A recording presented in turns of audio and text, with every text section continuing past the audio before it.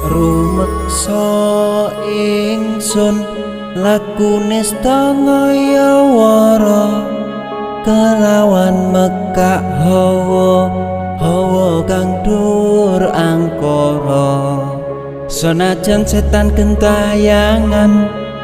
tansah gawe rupeda hingga pupusing jaman hametek ingsun nyirap kene wisa murka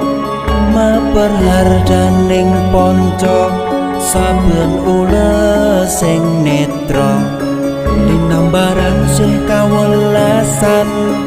ingkang paring kamulyan Sang Hyang Jati